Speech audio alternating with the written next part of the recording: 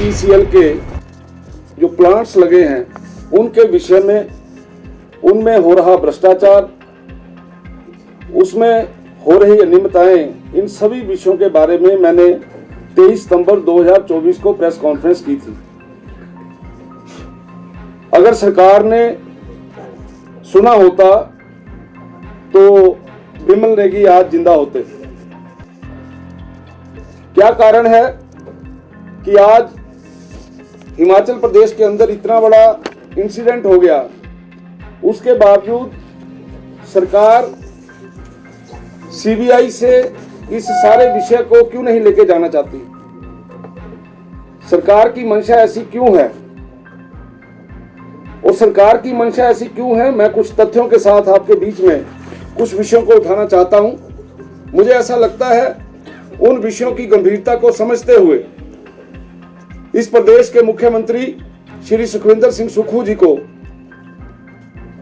ये सोचना चाहिए, ये समझना चाहिए कि जिस प्रकार की परिस्थितियां इस पर्टिकुलर डिपार्टमेंट में हुई हैं, ऐसी ही परिस्थितियां पूरे हिमाचल प्रदेश में और भी बहुत से ऐसे विभाग हैं जिसमें बनती जा रही हैं। क्या इनसे हमें कुछ सीखना है?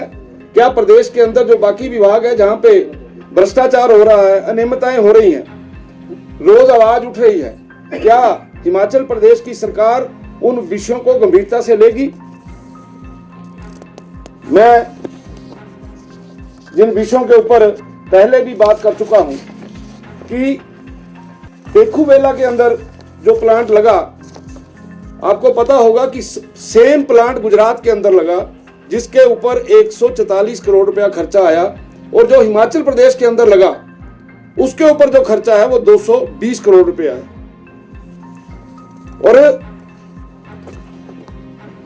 ये क्या कारण बने, ये क्यों हुआ ऐसा, उसके बारे में कुछ बिंदुओं को मैं यहाँ पे टच करना चाहता हूं। जब भी कहीं पर कोई ऐसा बड़ा प्लांट लगता है, कोई डीपीआर बनती है, तो उसका टेंडर होता है।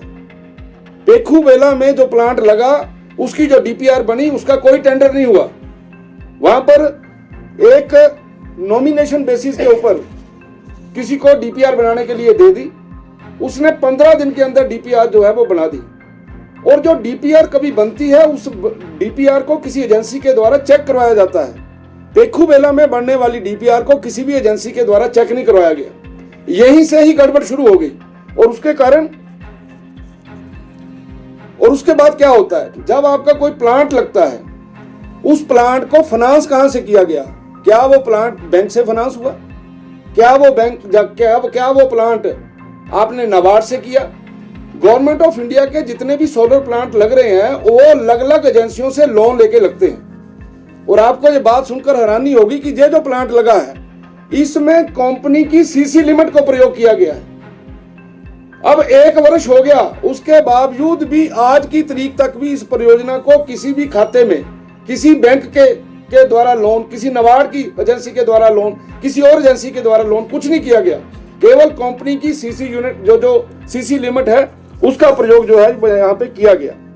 उसके बाद जब टेंडर होता है, आप लोगों ने टेंडर डाल दिया, एक टेंडर आपने 100 करोड़ का डाल दिया, एक ने 110 करोड़ का डाल दिया, एक ने 120 करोड़ का डाल दिया। उस टेंडर के अंदर ई रिवर्स ऑक्शन का प्रावधान होता है। ई रिवर्स ऑक्शन क्या है कि आपने जो तीनों ने डाले हैं, आप तीनों को बुलाया जाता है कि भैया इसको नेगोशिएट करो। फिर वो जो 120 वाला है वो नीचे आता है, 100 वाला उससे नीचे आता है। ऐसा प्रोसेस ही नहीं बनाया गया इसमें, क्योंकि इसमें सारे के सारे अधिकारी उस कंपनी के साथ मिले हुए थे। और मैं तो ये कहता हूं राजनीतिक लोग इस जो पूरे खेल के अंदर मिले हुए थे। यही कारण है कि आज जो कुछ भी हो रहा है उसके ऊपर किसी भी प्रकार की बात नहीं सुनी जा रही। मुख्यमंत्री जी ने साफ कहा, मुझे किसी इंक्वायरी से कोई प्रॉब्लम। पर दुख इस बात का है कि बार बार भाजपा के लोग उन परिवार वालों को अपने स्वार्थ के लिए उनके साथ ये सारा कुछ हो रहा है। अगर वो परिवार वाले नहीं चाहेंगे तो मुख्यमंत्री जी ने बोला मैं तो किसी भी इंक्वायरी के लिए ओपन। लेकिन भाजपा क्यों? भाजपा का क्या मतलब? हमें अपनी पुलिस पे भी विश्वास है, अपने ऑफिसर्स पे भी विश्वास है। अभी उन्होंने जो इसमें आगे बातें कही है कि इसको भ्रष्टाचार से जोड़ा है, मैं उनसे कुछ बात मैं भी प्रश्न करना चाहता हूँ कि सरकार भी जानना चाहती है कि आपके पास क्या फैक्ट्स हैं। इन सारी चीज़ों को लेके माननीय मुख्यमंत्री जी ने विधानसभा का सत्र धर्मशाला में था। बड़ा अच्छा जवाब हर चीज का, ये लोग सामने बैठे थे, सब चीज का जवाब दिया था। और उस वक्त ये बोल नहीं पाए थे क्योंकि इनके सारे जो ये फैक्ट्स रख रहे हैं लोगों के सामने वो गलत है। मैं आपको बता दूं आपकी जानकारी के लिए और प्रदेश की जनता की जानकारी के लिए कि एक सच्ची और साफ चीज सामने आनी चाहिए।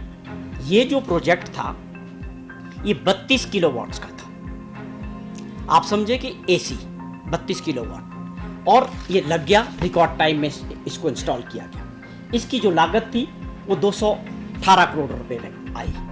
अब आया सवाल कि इस पे लागत कितनी आई। 184 करोड़ रुपया इसमें लागत आई। और इसके बाद क्या हुआ कि ये प्रोजेक्ट अपने आप में देश के अंदर पहला ऐसा एग्रीमेंट है जिसमें कंडीशन रखी गई कि 8 साल तक इस प्रोजेक्ट को चलाने का ऑपरेशन एंड मेंटेनेंस 8 साल के लिए उसी कंपनी को करना है। उसका कॉस्ट इसमें जुड़ गया। उसके अलावा बैंक गारंटी 8 साल के लिए उनकी जो है कंपनी की पावर कॉरपोरेशन के पास रहेगी, उसका इंटरेस्ट उसमें जुड़ गया। ये सारी चीज़ें मिला के 218 करोड़ रुपए का इसमें लागत आई। मैंने आपको बड़े तरीके से इस बात को समझाया कि 184 करोड़ और ये दो खर्चों को जोड़ के ये इतने में पहुंचा। और मैं आप बड़े दावे के साथ कह सकता हूँ कि अपने आप में एक ऐसा पहला एग्रीमेंट और ऐसा प्रोजेक्ट है जो रिकॉर्ड टाइम में लग के तैयार हो गया, जो प्रोडक्शन में है। और इसकी सबसे बड़ी खूबी क्या है इस प्रोजेक्ट की और इस एग्रीमेंट की, इसमें हमने क्या किया कि 32 किलोवाट्स है। हमने एक और कंडीशन थी उसमें टेंडर में कि आपको 21 लाख यूनिट बिजली जो है सोलर ऊर्जा पैदा करनी है हर महीने, और एक साल के अंदर हमारे को 6 करोड़ 61 लाख यूनिट बिजली चाहिए। किससे? जिसको हमने ये प्रोजेक्ट दिया। ये आज तक देश के अंदर किसी भी राज्यों में इस तरह की कंडीशन नहीं है। इसका मतलब है कि हमको आपसे इतनी बिजली यूनिट चाहिए, आप पैदा करें ना करें। अगर आप इससे कम बिजली यूनिट पैदा करेंगे हम आपसे 3 रुपये 71 पैसे पर यूनिट पेनल्टी लेंगे। क्या करेंगे? पेनल्टी लेंगे उससे। अगर आप 21 लाख यूनिट पैदा नहीं कर पाए, उससे कम पैदा हुआ, हमारा उसमें कोई कंसर्न नहीं है। आपको हमको 3 रुपये 71 पैसे यूनिट के हिसाब से पेमेंट करनी होगी एज ए पेनल्टी क्लॉज। तो आप बताएं इसमें कहाँ नुकसान हुआ, किस तरह से इसमें नुकसान हुआ? ये तो उल्टा ऐसा एग्रीमेंट है जहां आपको कहीं मिलेगा ही नहीं। और बहुत सारी बातें विक्रम ठाकुर जी ने की। पीआर बनाया गया वो जो है नॉमिनेशन बेस पे हुआ। मैं समझता हूं कि जो खुद मिनिस्टर रहे हो उनको प्रेस में आने से पहले कुछ होमवर्क करना चाहिए था। इसका जो डीपीआर बनाया गया वो एक सेमी गवर्नमेंट है, संस्था है, और वो सभी बड़े बड़े जितने हमारे पीएसयूज हैं उनके लिए काम करता है। वो कोई प्राइवेट आदमी तो है नहीं। डीपीआर बनाई उसी से पावर कॉरपोरेशन ने भी बनवाई, जिसका नाम है GERMI, ग्रेमी है। ये गुजरात गवर्नमेंट की एक ऑर्गेनाइजेशन है, सेमी गवर्नमेंट है ये। उन्होंने इसकी डीपीआर तैयार की। तो इसमें कहाँ प्रॉब्लम है?